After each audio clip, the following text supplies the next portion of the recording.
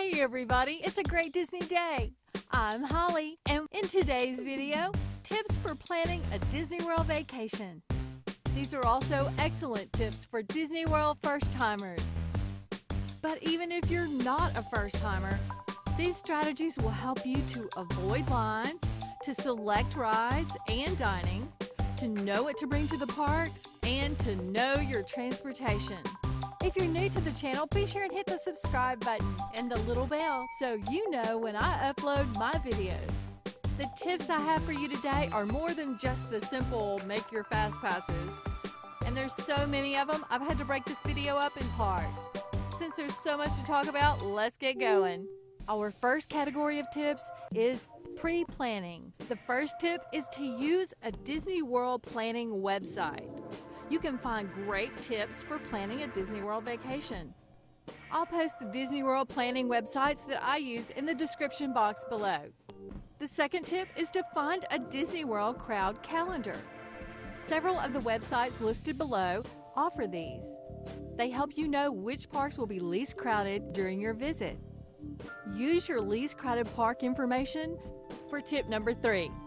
Create a Disney World planning spreadsheet.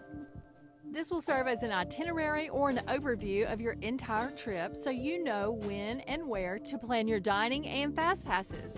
Tip number 4, make a fast pass priority checklist. Rank them starting at most important based on ride popularity and the importance to your family. For more information on this, I'll link my video on prioritizing your fast passes above. Now let's move on to dining. When it comes to dining at Disney World, making dining reservations at the 180-day mark is crucial for the popular and best Disney World restaurants.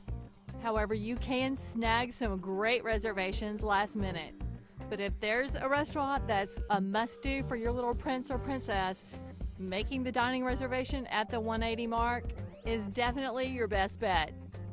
Tip number 2 is to make your dining reservations at non-traditional hours.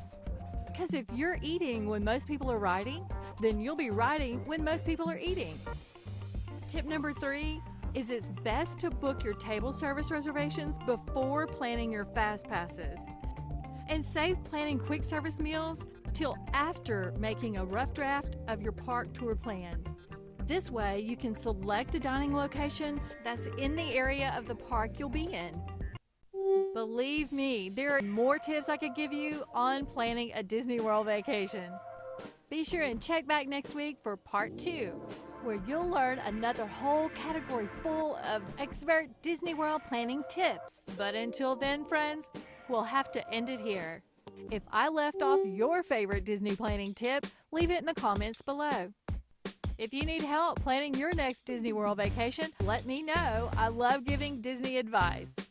Be sure to subscribe and like the video if it was helpful. Until next week, wherever you are, make it a great Disney day. See ya!